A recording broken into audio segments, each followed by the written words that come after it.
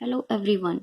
This is for subject mathematics for class 7th, chapter number 2, fractions and decimal, and this is our lecture number 2. In this lecture, we will continue our discussion on solving questions on exercise 2.1. Before it, let me recall the concepts what we have learned in lecture number 1. We have started lecture number 1 with the new chapter, that is fractions and decimals. We have learned about fractions in that lecture. What are fractions? Fractions are the part of the whole. And we have also learned about types of fractions. These are proper fractions, improper fractions, and mixed fractions. Let us take proper fraction first. Proper fraction is a fraction in which numerator is less than denominator. Some of the examples are 3 by 4, 4 by 5. Second comes improper fractions.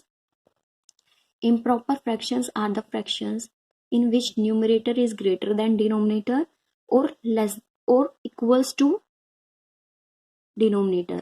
I am repeating it, when numerator is greater than denominator or numerator equals to denominator, then that fraction is known as improper fraction. Third one is mixed fraction. Mixed fraction are the fractions in which whole number and a fractional part is combined. Example, 3 whole 1 by 2, 4 whole 1 by 4. These are the examples of mixed fractions. After this, we have learned about equivalent fractions. Equivalent fractions, they are different but they are the same number. They are different in writing only, but they are same number. Example, if I am writing the equivalent fractions of 1 by 2, they will be 2 by 4, 3 by 6, 4 by 8. How they are equivalent? Because if I want to convert them in simplest form, they will become 1 by 2. So they are equivalent fraction. We have done 2 questions on exercise 2.1 in our lecture number 1. So we will continue that exercise in our lecture number 2. Only I will explain these are given statement questions. First I will explain the statement questions in this lecture, and I will provide you the solution part in the next lecture. So we will start 2.1 with question number 4. First one is, a rectangular sheet of paper is 12 whole 1 by 2 centimeter long and 10 whole 2 by 3 centimeter wide. Find its perimeter. We have given a rectangular sheet of paper whose length is this and breadth is this. First you have to consider that they must be in same unit. They are in same unit, that is in centimeter. Then you have to find its perimeter. Suppose you have given a rectangle. How you will find a perimeter? What do you mean by perimeter? Perimeter is the sum of the boundaries, and a rectangle has 4 boundaries, 2 length and 2 breadth. So you have to sum these 2 times, and also you have to sum these 2 times, and you have to add these. Or simply we have the formula of the rectangle, perimeter of a rectangle, that is 2 into L plus B. Just write L this, breadth this, and put in the formula, you will get the perimeter. This is your question number 4. Apply the formula 2 into L plus B, you will get the answer. Now next comes question number 5. Find the perimeter of triangle ABE. You have given this figure. First you have to find the perimeter of triangle ABE. ABE, this is the triangle. You have to find its perimeter. Perimeter means sum of all its boundary, and a triangle has 3 sides. So AB, perimeter of triangle ABE will be AB plus BE plus AE. They all are in centimeter. So simply you have to add these fractions. You will get the perimeter of triangle ABE. Next one, what the question is saying, the rectangle, you have to find the perimeter of rectangle BCDE. BCDE, you have to find the perimeter of this, and whose perimeter is greater, this rectangle or this rectangle, this triangle or this rectangle. So again you have to find its perimeter of a rectangle. 2 into L plus B. Here L is either you can take L this or this, or breadth this or this. So just apply the formula 2 into L plus B. I am taking L here, 2 whole 3 by 4 and breadth here, and just put in the formula and you will get the answer. By comparison between first part and second part, you can tell whose figure has more perimeter. This is question number 5th. Now come to question number 6th. Salil wants to put a picture in a frame. He wants to put a picture in a frame. The picture is this centimeter wide. This is the dimension, that its width is this. To fit in the frame, picture cannot be more than this meter wide. This is the quantity in which the frame can attain. The picture cannot be more than this centimeter wide. How much should the picture be trimmed? Trimmed means how much the picture should be cut so that it should be fit in that frame. Again I am reading. He wants to put a picture in the frame. The dimension, the width of the picture is given, and for fitting in the frame the picture should not be more than this. How much should the picture be trimmed? What you have to do? Just you have to think and solve it. I will explain the solution in the next part. You have to try it yourself and try to solve. Next come question number 7. Ritu ate 3 by 5 part of an apple. There is an apple and she ate 3 by 5. Total part of she divide the apple in 5. How much she ate is 3. And means she is having this part, and this 5 is the total part in which the thing is divided into. So this is 3 by 5 part she ate, and the remaining part was eaten by her brother Sonu. How much part of the apple did Sonu eat? Now the question is asking how much the part of the apple did Sonu eat. If Ritu ate this part of the apple, who had the larger share and by how much? Now the question is asking about the comparison of the fractions also.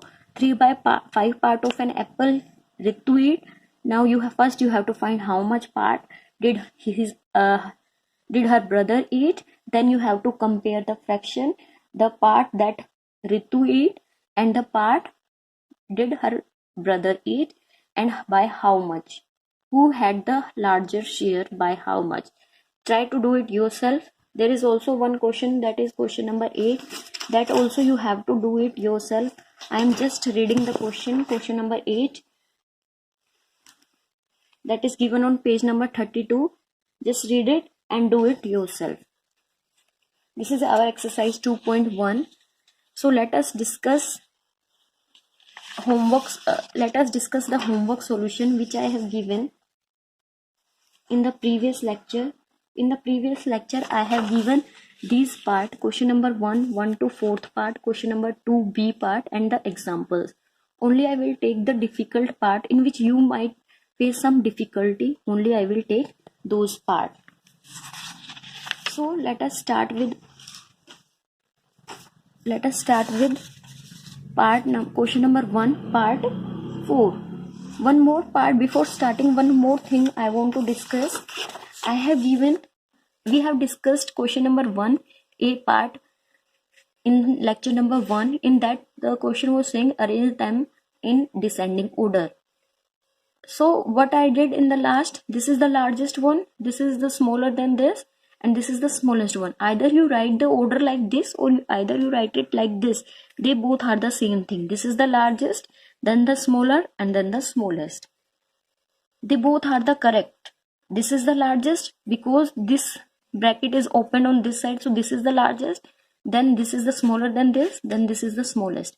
This is a descending order. This is the largest, smaller, and then smallest. So they both are correct. Now come to the homework solution. I have given 1 to 4th part. They are easy to solve, so I am discussing part number 5th of question number 1. Question number 1, solve. You have given these 3 fractions and you have to solve them. what you have to do first, you have to take the LCM of 10, LCM of denominator, LCM of 10, 5 and 2 is 10. Then this LCM you have to divide with the denominator of each fraction. What comes, you have to multiply with the numerator. 10 when divided by 10 gives you 1, and 1 multiplied by 7 gives you 7. Same, this is plus, so I have written plus. Again you have to divide this LCM, you have to divide with denominator. What comes, you have to multiply with the numerator. Here if you divide 10 divided by 5, you will get 2. 2 multiplied 2, you will get 4. Plus 10 divided by 2, 5. 5 into 3 is 15. So after multiplying them, you will get this 7 plus 4 plus 15. Their addition gives you 26 by 10. And this is improper fraction. You can convert them in mixed fraction. So it will be 2 whole 6 by 10. One more question I want to discuss. That is example number 4 of page number 30. Only I will explain the question. Solution you have to just see in the book. Suman studies for this 5 whole 2 by 3 hours daily. She devotes 2 whole 4 by 5 hours of her time for science and math. How much time does she devote for other subjects? Question is saying Suman, she spent this hours daily for studies. If she devotes 2 whole 4 by 5 hours of her time for science and maths, how much time does she devote for other subject? This is the total time she is studying, and this is time which she spent on maths and science. The question is asking how much time she spent on other subject. You have to calculate it yourself. You have to solve it yourself. So this is example number 4, page number 30.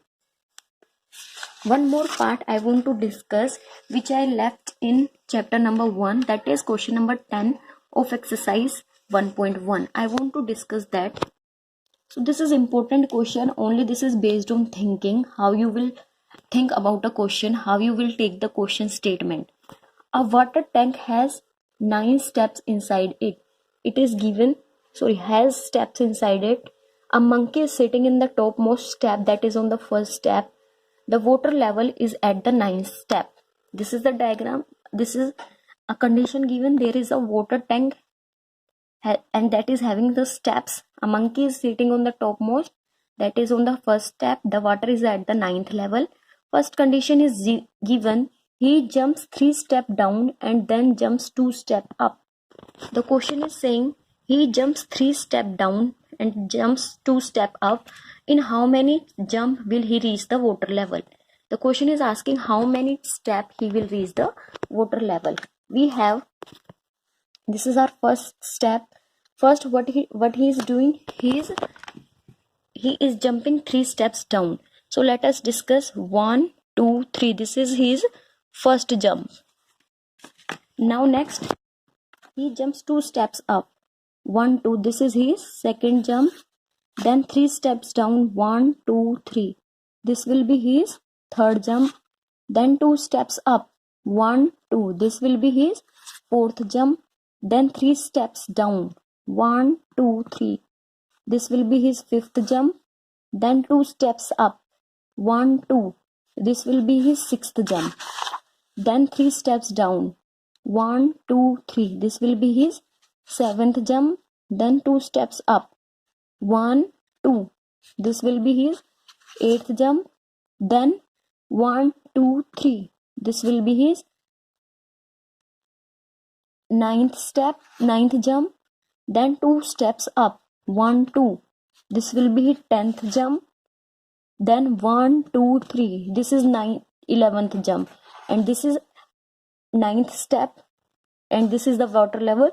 So how many jumps he will take to reach the water level? That is 11th jump is the answer. Only this is the question based on your thinking. The monkey is sitting at the topmost. He is taking 3 jumps down and then 2 steps up. So in how many jumps he will reach the water level? This is your question number 10th of exercise 1.1. Only you have to make the steps and just you have to count the jumps. First jumps includes 3 steps down. Then second jumps includes 2 steps up. Third jumps include again 3 steps down. Fourth jump includes again 2 steps up. Now same part B is given. After drinking water, he wants to go back. For that, he jumped 4 steps up and then jumped 2 steps down. Now he is here and he drank the water. Then what he did, he jumps 4 steps up and then jump 2 steps down. Every move. In how many jumps he will reach back at the top? This is same as this one. You have to count 4 steps up. That will be his first jump. Then 2 steps down. That will be his second jump. In this way, you have to tell how many steps, how many jump he will reach back at the top one. This you have to do it yourself, as this is same as part number 1. So this is all about our lecture. If you face any difficulty, just tell in the comment. We will discuss that in the next lecture. Thank you.